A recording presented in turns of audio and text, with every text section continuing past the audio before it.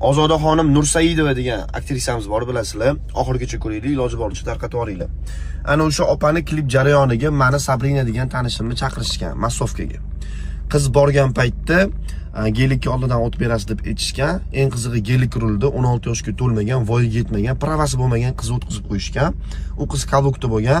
Sabrina gelikka oldidan o't o'tgan paytda qizni bosib ketgan Sabrinani. Tosh so'ylari singan 4 tonnali mashina.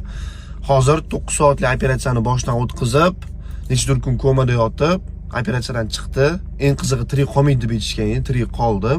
Bitta oyog'i 7 sm kalta bo'lib qoldi. Faqat hozir nogironlar aravachasida harakatlanyapti.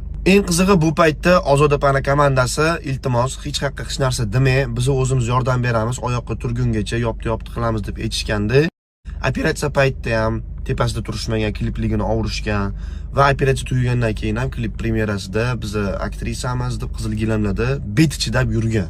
Videoni keraklicha tarqatinglar, tegishli joylarga yetib borsin va Ozoda Nursaidova ham, rulda bo'lgan qizaloq ham va O'ttiga productionlar rejissyorlarigacha qonun oldida javob berish kerak. Chunki bitta odamni salkam o'limdan qoldirib, nogiron qilib qo'yib, mana bitta qonun oldida javob bermasdan bemalol yurishga haqqi yo'q hech kimni. Meni tanishim jonim achidi shu narsaga. Yana bitta video qo'yaman, bundan keyin ko'ringlar. Pagnali.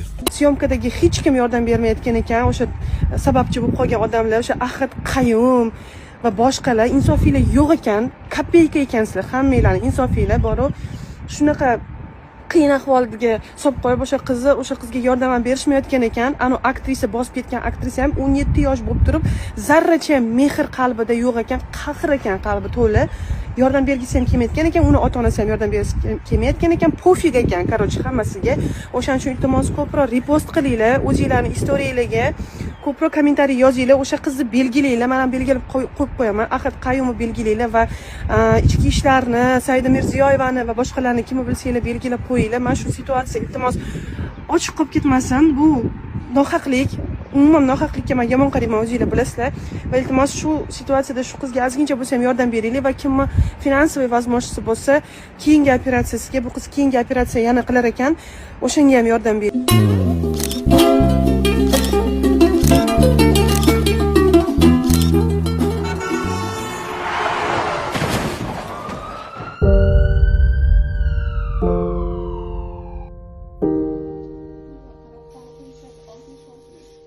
you